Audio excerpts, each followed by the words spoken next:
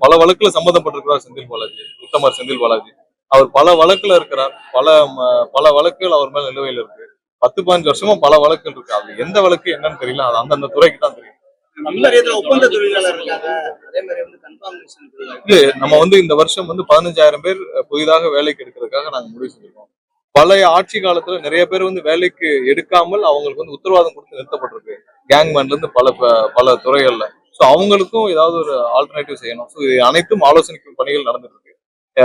இந்த துறையை முழுவதுமாக சீரமைக்க வேண்டும். கண்டிப்பாக நம்ம இந்த வருஷம் குறைந்தபட்சம் 15,000 பேராவது வேலைக்கு எடுக்க வேண்டிய கட்டாயத்தில் இருக்கிறோம். ஸோ அதை கண்டிப்பா செய்வோம். தொடர்ந்து நம்ம செய்வோம்.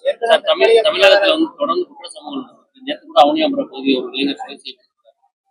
இல்ல, எந்த இடத்துல என்ன சம்பந்தம் எங்கெங்கெல்லாம் குற்ற சம்பவம் நடக்குதோ உடனடியாக கடுமையான நடவடிக்கை காவல்துறை நடவடிக்கை எடுத்திருக்காங்க. முந்தைய ஆட்சி காலத்துல எல்லா குற்ற சம்பவங்களும் மறைக்கப்பட்டுதான் நாங்க சொல்றோம். எங்கெங்கெல்லாம் பாலியல் குற்றங்கள் எங்க நடந்தாலும் அதை மூடி மறைக்கும் வேலையை அரசாங்கம் ஈடுபடுத்தி இந்த அரசாங்கத்துல முதல்வருடைய டைரக்ஷன் கீழ உடனடியாக வழக்கு பதிவு செய்து குற்றவாளிகள் கைது செய்யப்பட்டுறாங்க. எந்த இடத்துலயும் ஒரு இன்வெஸ்டிகேஷன் லெவல்ல எந்த மிஸ்டேக்கும் இல்லை. கண்டிப்பா இந்த குற்றங்களை குறைக்கும் வழியாக போதை மருந்து கட்டுப்படுத்துறது எல்லா வேலையிலும் போயிட்டு இருக்கு. கண்டிப்பா இதுக்கான ரிசல்ட்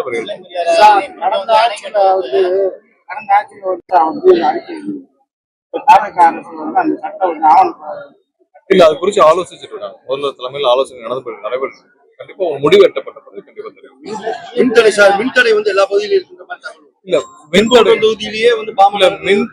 மின்தடை எதனால் தடைப்படுத்தும் ஒவ்வொரு நாளும் நம்ம அதுக்கான ஒரு ரிப்போர்ட் மின்சார வாரியம் சார்பாக வெளியிடப்படுது.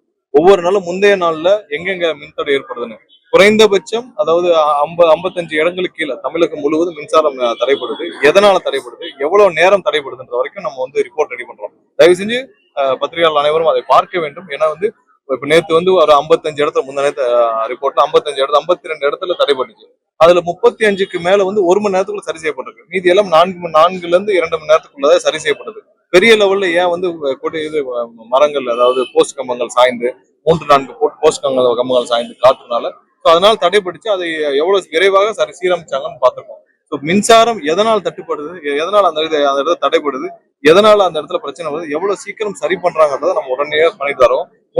முன்னாடியோட மின்னகம் மின்னகத்தோட ரெஸ்பான்ஸ் சரியா இல்லைன்னு சொல்லியிருந்தாங்க. இப்ப நீங்க இந்த 3 வாரத்துல பாருங்க, மின்னகம், சோசியல் மீடியா எல்லாத்துல வர்ற இதை ரெக்வஸ்ட் உடனடியாக எல்லாரும் சரி பண்ணிட்டே வராங்க. கண்டிப்பா இதை சீரமைக்கிற வேலை தான் பண்ணிட்டு இருக்கோம். கண்டிப்பா அனைத்தும்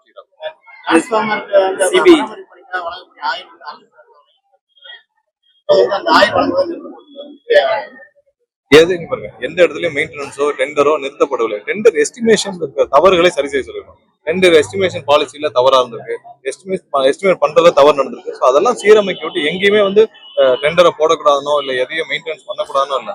அதை ஏற்கனவே பண்ண எஸ்டிமேஷனை நிறுத்துங்க.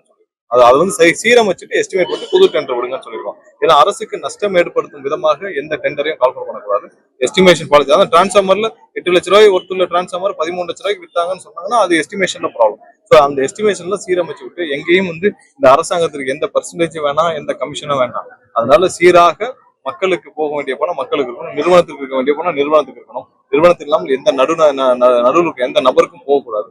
அதை சீரமைக்கிற வேலை தான். அதனால எந்த டெண்டரும் நிறுத்தப்படவில்லை. அதை சீராக முறையாக அரசுக்கு நஷ்டம் இல்லாத வகையில் எஸ்டிமேஷன் பண்ணி டெண்டர் விட சொல்லியிருக்கு. இல்ல அந்த மாதிரி டெண்டர் விட்டுட்டு இருக்காங்க.